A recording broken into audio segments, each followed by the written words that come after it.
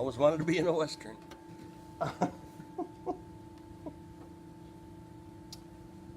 Namaste. So, I wanted to talk about, huh? So namaste, and I see bitches. That's right, bitches. Namaste, bitches. Where are you gonna get that shirt? I found it. It was advertised on eBay in one of the sidebars. I can look back and try and see where I got it from. You just Google it. They have it everywhere now. That's awesome. I wore it a few weeks ago to see on Sunday morning to see my orthopod, and he's we're kind of like friends, but he still doesn't get the whole thing because he's like, "Namaste, bitches." He's like, "And you're going to church after this?" I said, "Yeah."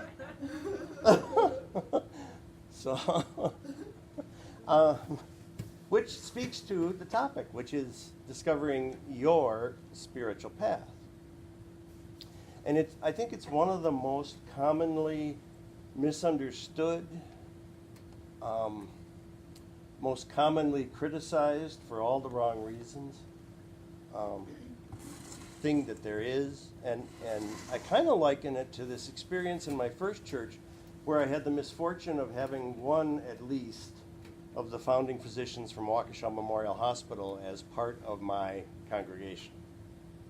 And it was at that time that Aurora was trying to make inroads into Waukesha County. And most of the congregation kept insisting that that was a bad thing. And not being one to back down from something like that, I said, how many different grocery stores are there in town? And they rattled off like 3 or 4 at the time. And I said, well, don't you need to get all but one to close? What about car dealers? Do you have more than one car dealer here in Waukesha? And I knew they did. They said, well, yeah. And I said, well, why do you need all those? I mean, you really only need one, right? And they really need to only sell one brand of car, right? And there's nothing about having that competition between the grocery stores and the car dealers that makes anything better, is there? And you're like, no, it's good. It's good. It drives prices down. I said, well, then why isn't competition in healthcare going to improve your quality of healthcare? Oh, no, that's not the way that works. Religion, in fact, denominations within religions, are like those people that started Waukesha Memorial Hospital. That's a great analogy. Yeah, because they have a vested interest in their store, right? And so, of course, if you come and say to them, somebody else might hold the truth. No, they don't. And you could even say to them, well, aren't there many different points of view in, say, physics? And they go, oh, yeah, sure there are. Aren't there many different points of view in sociology? Yeah, absolutely. Well, then why aren't there different points of view in religion? And they'd have to say, well, that's different.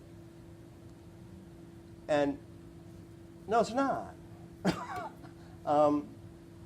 And worse yet, unlike the people at Waukesha Memorial, and I forgot to tell you the worst part of that, we had another member. It was like a whole family of people that came. And one of them developed vasculitis. Is that what it was there? Vasculitis, which, something. Anyway, it caused her to have strokes over and over and over. And she was at Waukesha Memorial. And they watched her stroke for between 7 and 10 days before they said, we don't really know what to do about this. Maybe you should take her somewhere else. So as they're sitting there defending this hospital as a paragon of virtue, there's a family there that essentially lost a member. It took a few years before she actually died. She died a couple of years ago. And it's just like, you can't, you even lack the sensitivity to say, okay, maybe we don't need to push this here. 1 or 2 days, that's where you should have gotten your idea from, Yeah, oh yeah. Not 7 days. No, 24 hours. Well, first they were denying that it was a stroke. But then they were in the middle of this feud where her physicians were Aurora physicians, but they wouldn't let them into the hospital. And it's just like, people literally are dying here. But it's not that much different in religion. I mean, your souls are dying. When you start to say, no, you have to buy our package. You know, it's much better for you if you buy it all. And some churches, at least, are very overt about that. The good old folks at the Wells say, we're a confessional church. That means you have to believe, the phrase is, I believe, teach, and confess. And you have to run down their list of beliefs. And if you don't agree with even one of them, you need to go.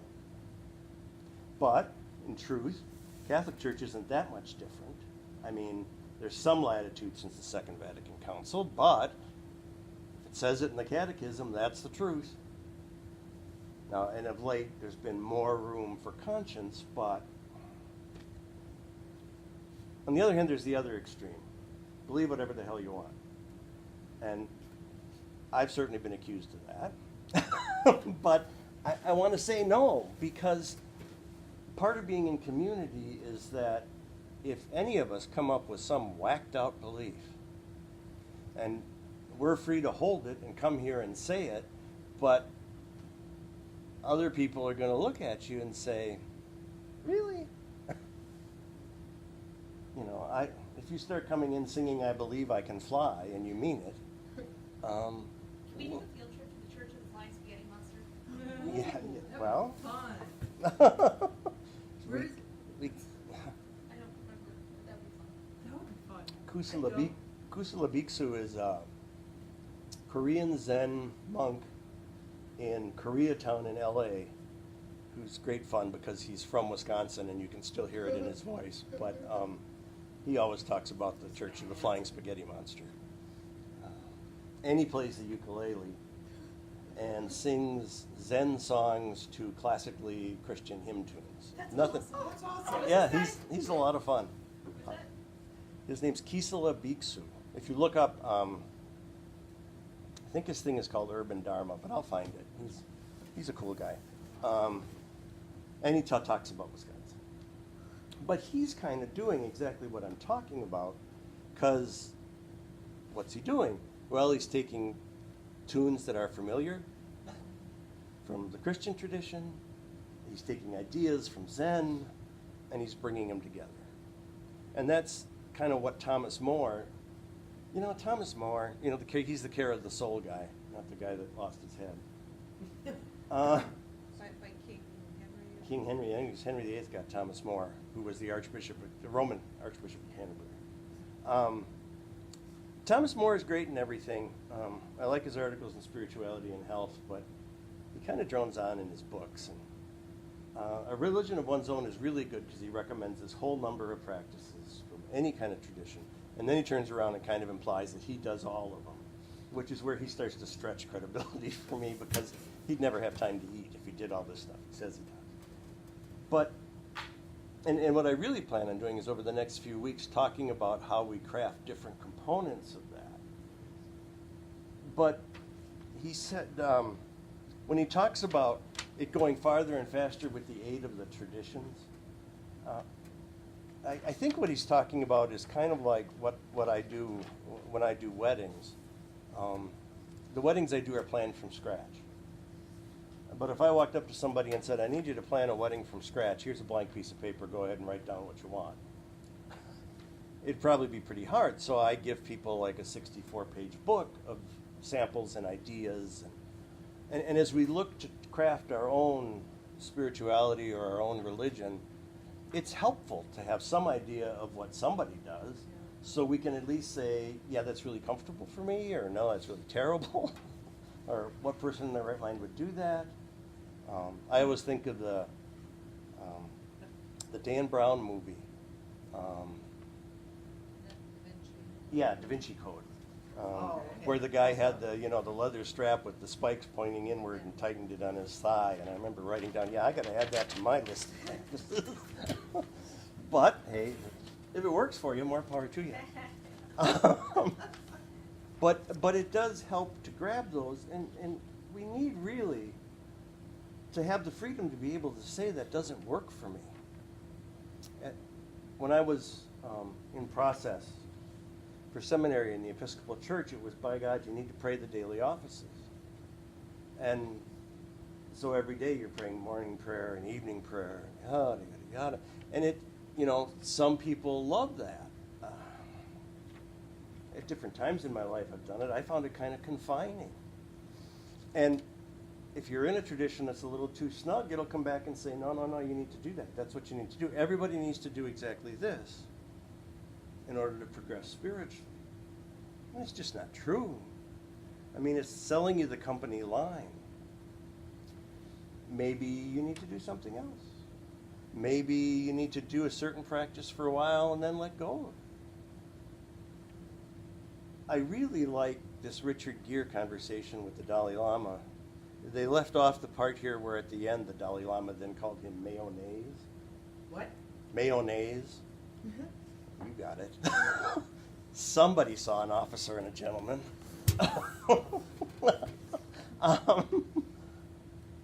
Actors decide what they feel. If you see an actor crying, Richard Gere would seem to imply the actor really is sad. But nothing caused the actor to be sad. The actor decided to be sad and remembered something from their life that was sad. And so they wrestled up the sadness. But what the Dalai Lama was trying to point out to him was, you make a whole lot of money doing something that in the end ultimately isn't really real. That what? Isn't really real. You make money being really good at faking something. What's that? Isn't that called prostitution? Well, it depends on what you're faking. There's a lot of different fields. Some people just call it marriage. But they're faking something else altogether. I'm just gonna walk away from that one. But that's a way of teaching a spiritual insight that most of the traditions wouldn't use. Trying to jolt you and shock you into awareness. If some part of some traditions is, here are the things you may or may not feel. And other traditions will say you need to explore those emotions. Where do you live? As you're looking at your own spirituality, am I in my head too much? Am I in my heart too much? You need to be able to craft something. You deserve to be able to craft something for yourself that fits. Muslims, God love them, face Mecca and pray multiple times a day. Somebody, I'm trying to remember who it was.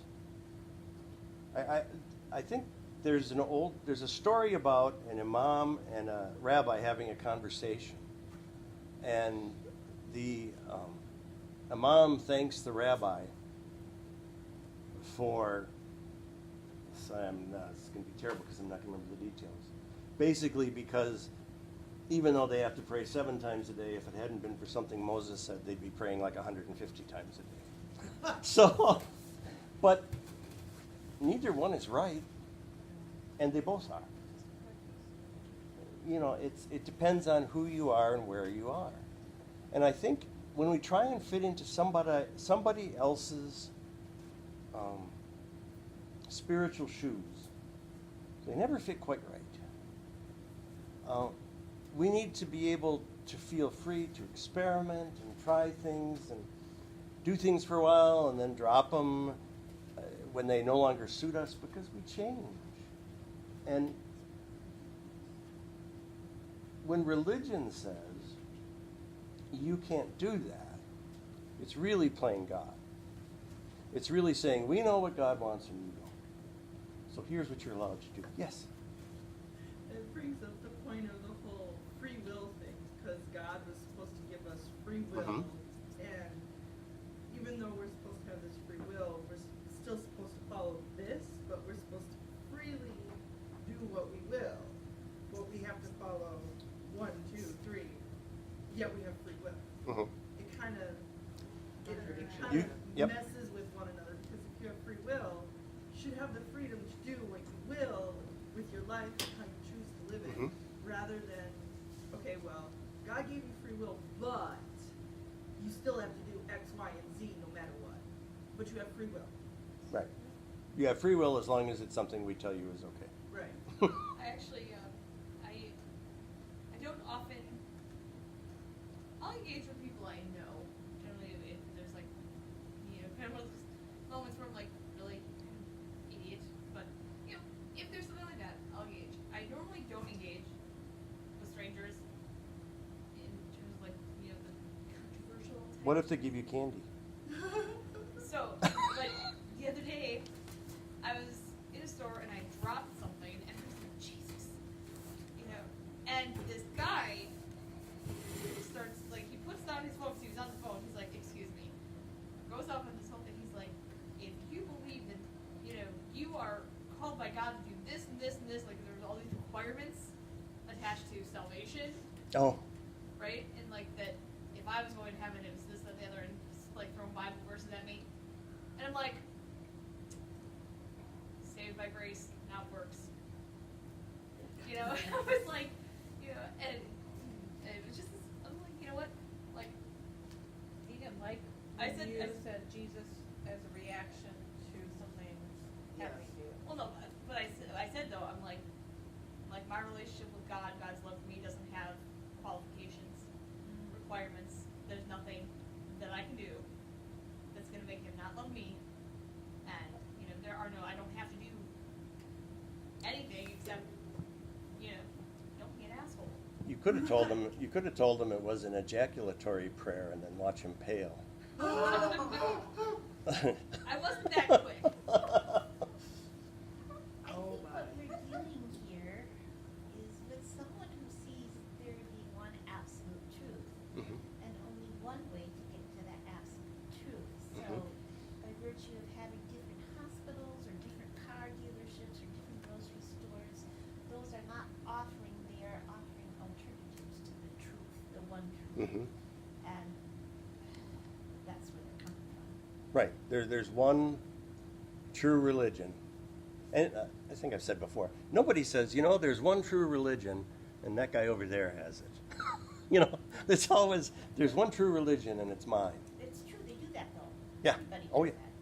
It's one true religion, and if this grocery store is telling you all wrong, it's a bad grocery store.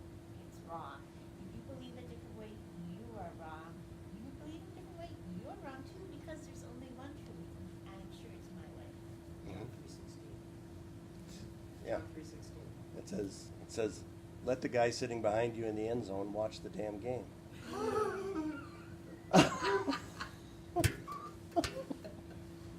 I'm saying a lot of people get sucked up into that. Well, there's great comfort in that. It's easy. Yeah. And you have certainty. And maybe it's right for them. Yeah. Maybe that's right Maybe for they them. haven't been around very many times. Maybe this is only their first time. But maybe there's a different way. Maybe our way, our thoughts, our path is not the same. Maybe what they believe is what happens for them. Maybe what we believe is what happens with us. Maybe if there's no one truth, then there's no one end. Well, what if there is one truth We all die. and it's just incredibly broad? I mean, it's not as narrow as people make it out to be. One truth is don't be an asshole. Sometimes you need to be an asshole.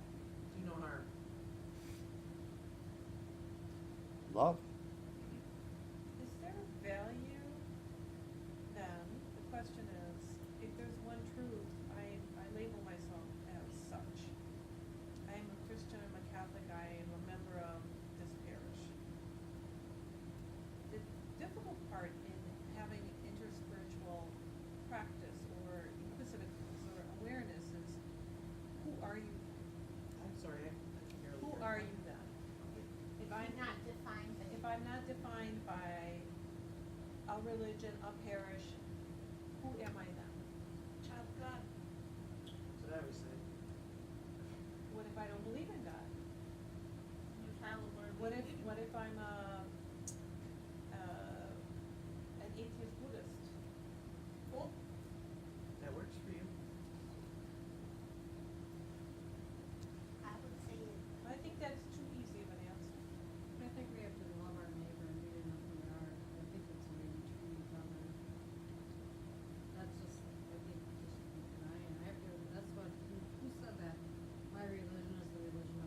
Dalai Lama. I, that's, The that's religion a. of what? My religion is I kindness. mean, you can have somebody who goes to church every day and they can be the biggest a-hole, treat you like Exactly. crap. And then there's somebody that's an atheist that's really kind, so. No, that's But just why do my- you feel you need to label yourself? I don't feel, it's I'm posing a Oh, I didn't mean you. Mm. No, I think a lot of people, do, Because especially it's Elmhurst easy. Church, they're like, this is the way you believe, and if you don't believe this way, you're going to hell. I mean, they all actually say that to people. Oh, yeah. Such an obsession. Elmbrook, it just makes me sick. Right, You there's, can't even drive past that building. The minister told about a story of how he was on the plane and told this guy he was going to hell because he didn't believe him. Like, who are you to say that to somebody? Are you God? He Were you thinks that going you're- there for a Bill while? Hybels. Oh, You heard of God, him? yes. He's a mega church guy in Illinois. In Mega Willow, church.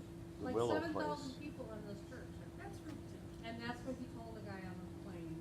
You don't believe in God, you're going to hell. Oh, you've been there? Who died in Personally know Milwaukee? somebody who's had that does that make experience? you angry then? Huh? Does that make you feel very angry towards him? I'm very angry. I don't think that's his job. He's a human being. He puts his pants on like everybody else.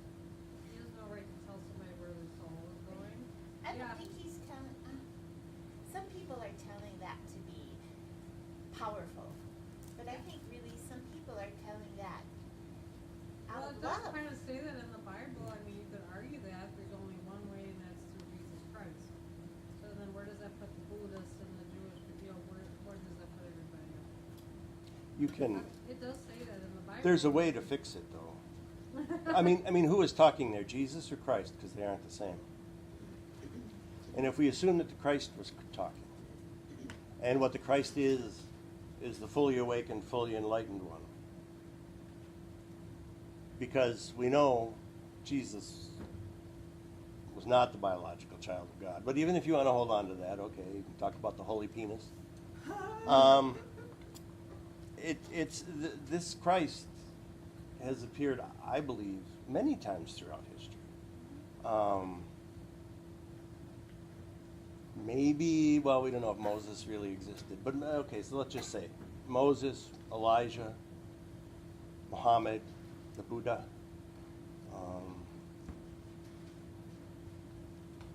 I'm missing some tradition, aren't I?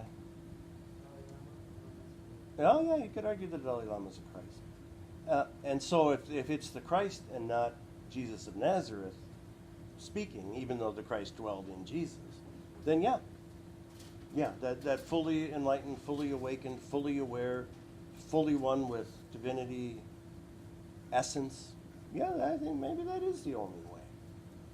But Christianity isn't the only place you can find it. You know. What about the belief that we're terrible sinners and we deserve to suffer? Well, I mean, that's, see, Calvin would have benefited from some electroconvulsive therapy. he could have. Yeah, You know, a lot of and these Luther too. teachings- Jesus. I never really understood why people held such a power to the idea of this one religion being so powerful that everything else is just X'd out. It doesn't matter what it is. It doesn't, it's not my belief. It's not true. This is what I was told from the very beginning, even though there's contradictions in and out of it, consistent. Oh yeah. There's so many contradictions, and Andy and I, we discuss it a lot as far as, you know, just like a good, healthy debate, because, you know, when I was in Sunday school, and I remember sitting there hearing these stories and thinking, well, wait, how is this possible? Why do we believe this thing, but there's another just off the path? It's the same kind of religion, same teachings, but it's called something else. Mhm. There's evangelical Lutherans, there's Catholic, there's Christianity, there's this whole roundabout way in Christianity on itself. There's so many different seculars in one another, and they're different. They're little nitpicks here and there. You choose what you want to believe here. Well, you know, the whole argument with, you know, homophobia and all that, you know, with gay people, it was never said. Never once was it said. But people are so convinced that it was said that they want to believe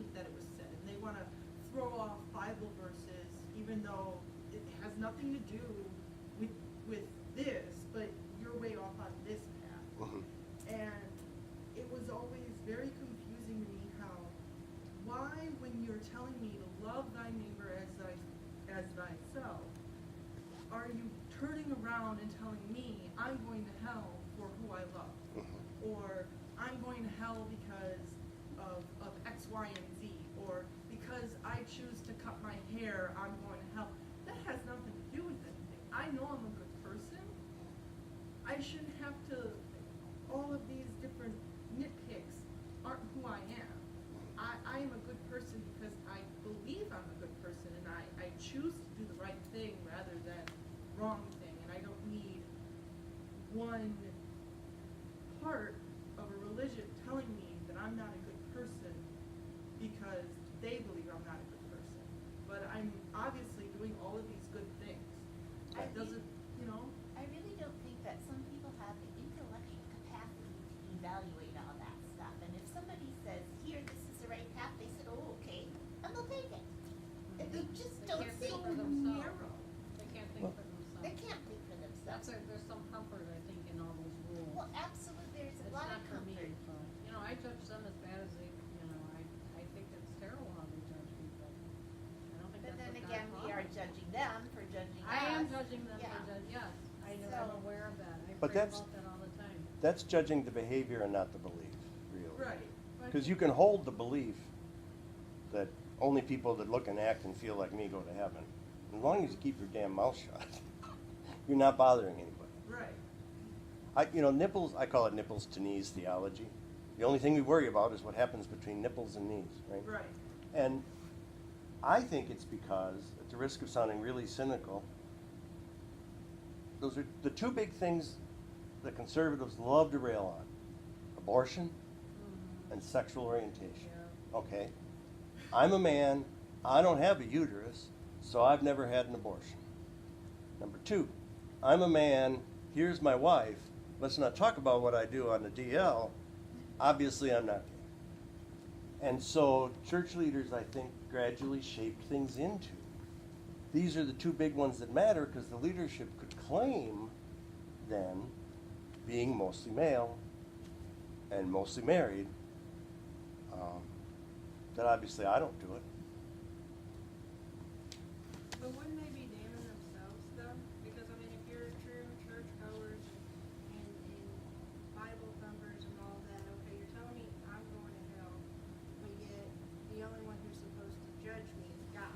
Right. Right. So aren't you guys damning yourself by saying Yeah. something about me? They leave that part out. Oh, yes. They like to Well, nitpick. they bring it up when you go after them.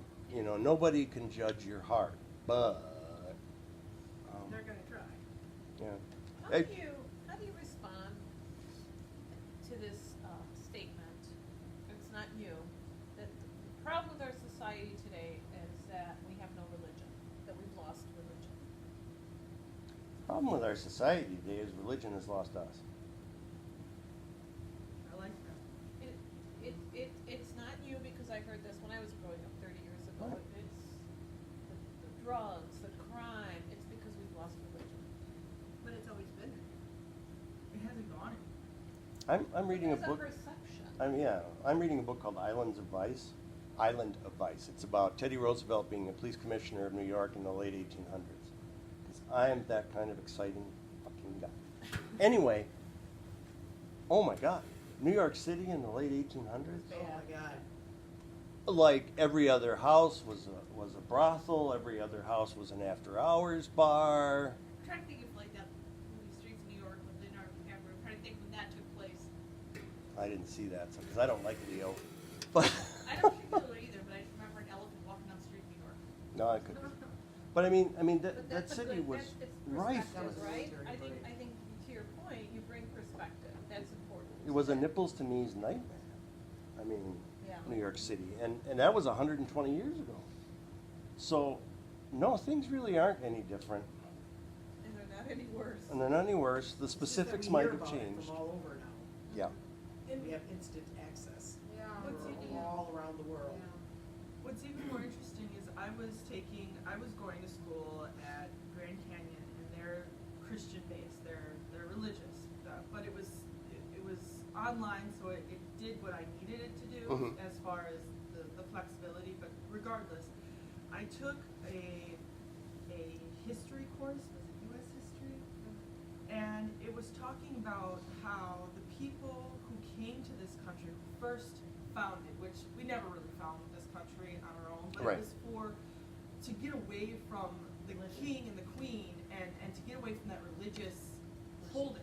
Right. State Right. religion. Away from religious persecution. So the whole ideology that America is a Christian nation is so overstated. Mhm. It's disgusting. Mhm. Because when I look back and I see that we fled Europe from religious persecution and we come here and that's all there is, Mhm. isn't that kind of doing the same thing we were trying to get away from in the first place? Yeah, but we did it better. And we're a melting pot of different people and different religions and different ideologies and different just circumferences of people. And it just bewilders me how many Christian people can look at all of these different people and say, you're wrong, you shouldn't be in this country because it's a Christian country. So they're small-minded and there's like some sort of comfort in the familiar and And it's But I'm saying you even have to go one step more, because the freedom kind of ended up being interpreted that we can join another establishment. You know, another thing that's all set up to tell us what to do. Freedom of religion says that. I'm saying that I believe spirituality is the way we make sense of life. okay. And you can do that religiously or not. Completely up to you. But what you can do is also craft what works for you and move beyond this idea that you have to accept what's handed down. As, mind you, as I'm trying to get you to accept what I'm saying. but I think we need more freedom, not less. And I think it's perfectly okay to say, as I might, if somebody said to me, "Are you a Christian?" I mean, my response is, we need to talk about what you're asking me. You know, what do you mean by that? Do you believe in God the Father? The affirmation of the. Right, the creed. Yeah, the creed, yeah. That's Yeah. what they'll say. I mean, that's what I would. Some people will say that. Then I have to say, what do you mean by the creed? It's, I mean, I know what the creed is. it's What do you think it means? Well, I think that's, you're onto something, because when I answer the door and there is a person to say, something about they want to talk to me about being a Christian, I said, I am a Christian, I'm Catholic. Oh, yeah. Yes. yeah. Oh, no, you're not Christian. I said, I'm Catholic, I am a Christian. And that stops them dead, they're like, No. they I don't even, didn't- where do they begin with that? Because, I've been told, I said, yeah, I'm a Catholic, and they said, but no, I mean, when did you become a Christian? Yeah. When did you say the sinner's prayer that's not in the Bible? Right? I believe, but you know, getting to the creed, I believe in God the Father, Almighty, Maker of heaven and earth. What do you mean by Maker? What do you mean by Father? What in the world do you mean by Almighty? You're supposed to question it, you're supposed to find it. Yeah. I mean, I don't. You're not allowed to think for yourself. And if you do, you're person. Yeah. And that's where I think we need to learn from Buddhism, because Yeah. Buddhism is the only tradition that allows itself to revise itself when it needs to happen. You know, they don't feel compelled to say, we got it right 2,500 years ago or so, and we don't need to change anything since then. And then you have, you know, Eastern Orthodox folks, and I love Orthodoxy, don't get me wrong, but hey, we can't, we can't change our understanding of human sexuality because that's not the understanding we got from the Bible. And then they walk out of the room and get into the car that didn't exist when the Bible was written, Exactly. but claiming they hold to a biblical way of life. No, you don't. Nobody does. If you have Netflix, watch Come Sunday. That's Carlton Pearson, the story of Carlton. It's not all the good stuff, but it's the story of what happens when you're a fundamentalist preacher who comes to be a universalist and believes that You know, go to your congregation and say, hey, God loves all of us. Oh.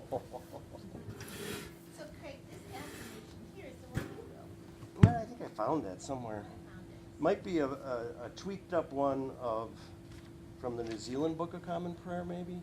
But the difference between an affirmation and a creed is that I'm just affirming that, yeah, these things sound pretty good to me. It's not saying I must believe this.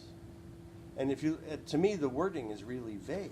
I mean, Well, not so yeah, vague it's that not it says very nothing. specific. What's that? It's pretty generalized. Yeah. But I think when you're trying to, it's one of the things I learned from Carlton, actually, Pearson, is affirmation. You try and establish an umbrella that everybody will fit under. And so if you get too specific, that won't happen. And we've got about 4 different versions of things we used to say. And this one is too Trinitarian, and it's not, I don't think the perfect one exists, but Do you think people generally struggle developing their own spirituality? struggle allowing themselves, giving themselves permission. Yeah. I think you're right.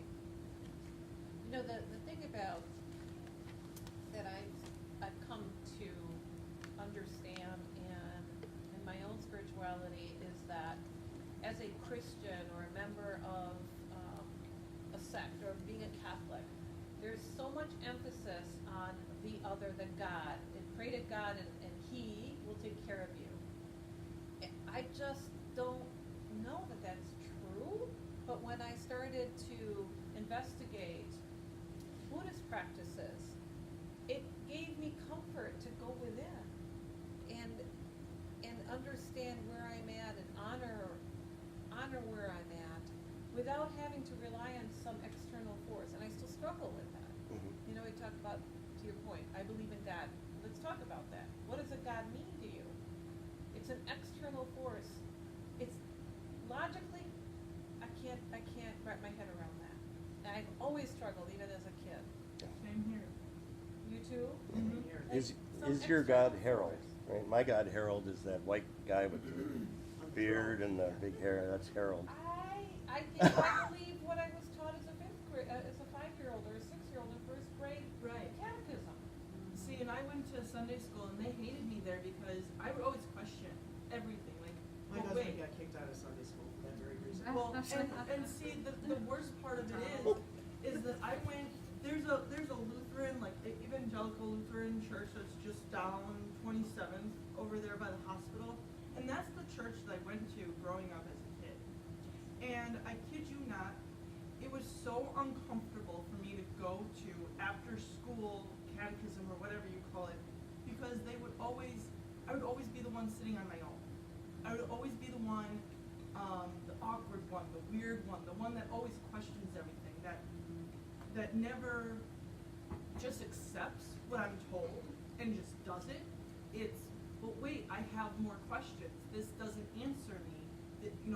There's so much in here that you're not answering. I don't understand where this is coming from. With the whole God thing, what does that really mean? I never understood what it really meant as a kid. Yeah, to And your I still point, you said, I know I'm good. I feel it inside, I'm good. It's like looking for external affirmation of that, Mm-hmm. for me, never worked. Because there's always a trance of unworthiness. Right. Because I couldn't wrap my head around some God, some being, some Harold. I couldn't wrap it. It wasn't until I started meditating and really understanding deeply, what do I feel, where do I feel it, that I got to honor who I was. And I thought, to me, that's really a spiritual high. Oh yeah. Like, oh my gosh, So do you guys believe in an external God then? I don't think I do. So who am I? Who am I? Well, I am who I make myself to be. I am that I am. I mean, I don't know that I believe in that. and I don't think that it's an either or. What if God permeates everything that is? Mhm. I think we had talked about this in the past, and I forgot what Yeah. your answer was, but it made sense. What? So talk about it again. Talk about it again. Well, I don't remember what I said then, It because doesn't I've matter. slept since then. I probably wouldn't either, I think we're all our own God.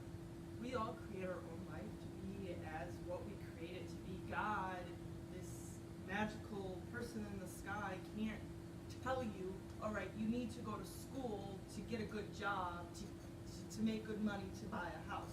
You know yourself that you have to make the decision to do X, Y, and Z to make it back to A and keep going and move yourself forward. A powerful being isn't going to do that for you. No. And that's where I've always had the struggle, because they say, well, pray to God and God will. No, who's going to do it other than me? If I sit here and say, I want $1 million, I want $1 million, I want $1 million, please. $1 million isn't going to fall from the sky and just come to me just Although because I pray for there it. is that joke about, this guy prays all the time. He's like so faithful to everything. He always is like praying to, God to win the lottery. Right. And then he finally sits down with God. He says, God, why didn't you ever answer that prayer? And God's like, why didn't you buy a lottery ticket? Right. Well, and I Excuse think my that, getting loud. I think that, It's loud. actually, in here, I think there's a third alternative. And I think the problem that we're talking about encountering is what happens when you take the kind of a description of God you're going to give to a grade school age child, because their thought is concrete and they can understand this. God is this really good guy up in the sky, looks out for you, takes care of you, yada, yada, yada. And then we grow up to where we can understand abstract thought, and that whole image doesn't work anymore because we can see the holes in it. It was perfectly appropriate for a 6, 7, 8, 9, 10-year-old. But there's this gap, and we don't get the adult view or the adult perspective. And so what if, just one example, God is that which causes us all to be interconnected and interrelated? What if God is a lot more like oxygen than a person? And so we breathe God in, God dwells within us, but God's also around us. God acts through us and as us. A new edition of the Trinity would be God, I got to think about this, God around us, inside us, and around us, between us, and inside us. So God, the non-herald God, is all around And us. the benefit to us with that theory would be what? Well, I think it's more abstract, but it's more it's more interfaith. God between us is what Jesus was, that God of relationship and relatedness. God within us traditionally would have been the Holy Spirit, but it's the truth that God dwells in each one of us. And none of us, I don't think, is the entirety of God, but all of us have God within us. I believe we're all born with a spark of the divine. And how do I think of God? I don't know, because I can't describe it. But I know that we all have a spark of it. I'm very. It's everywhere else too. People that harm others? They are still born with a spark, whether they find it or not. The spark isn't very big.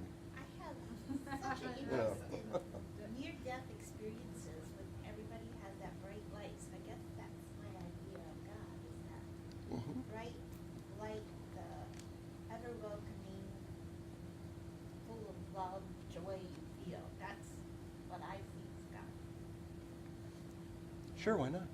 Okay. I mean, I think all. Yeah, exactly. Yeah, I think we're all we're going to get is approximation because language is limited. I just read Elizabeth Esther wrote a book called "Girl at the End of the World" about her experience being raised in a fundamentalist cult. Fascinating stuff. Yeah, it was called The Assembly. Sounds scary, right? Yeah, and apparently there was like law enforcement intervention that destroyed this cult. But It's an American cult? yeah, It's called the Assembly. The Assembly. God is whatever God is, and we make attempts to describe it. And if God is infinite, we will never describe God.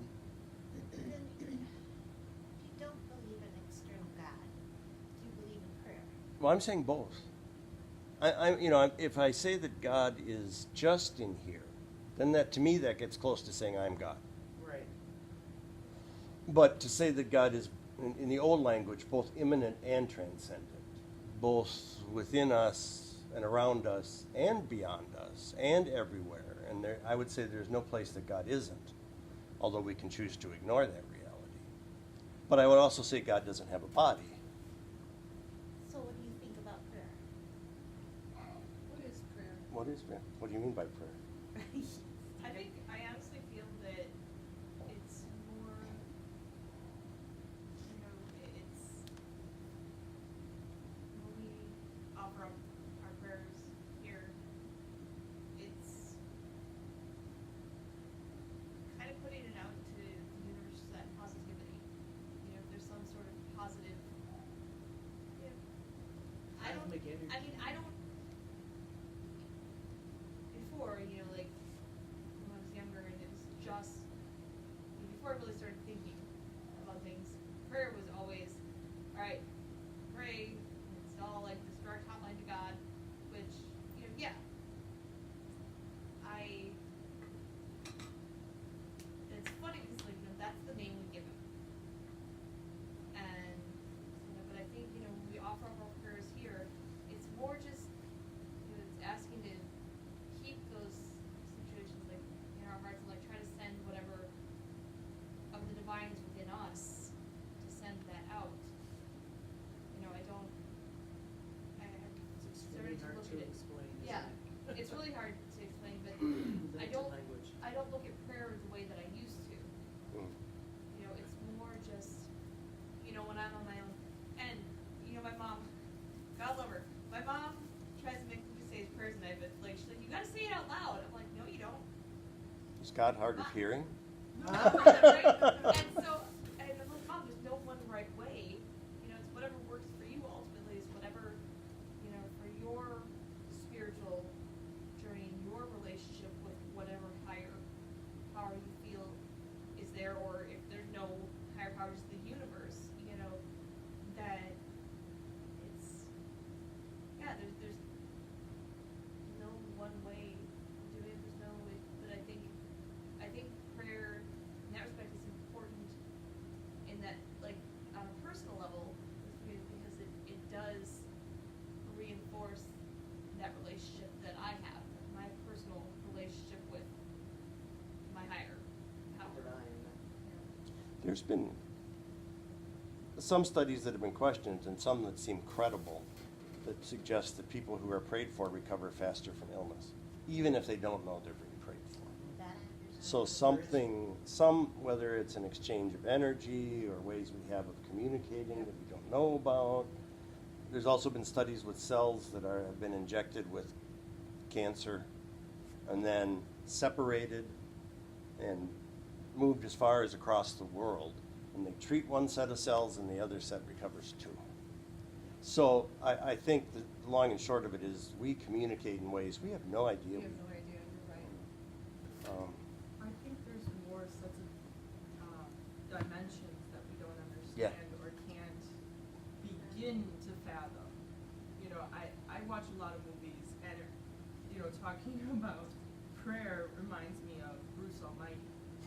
Okay, where he complains to God, and God gives him the power of becoming him, and has all these magical powers that obviously is way over our heads to even begin to fathom, to believe it. And he gets all these prayers in at once. And then I think of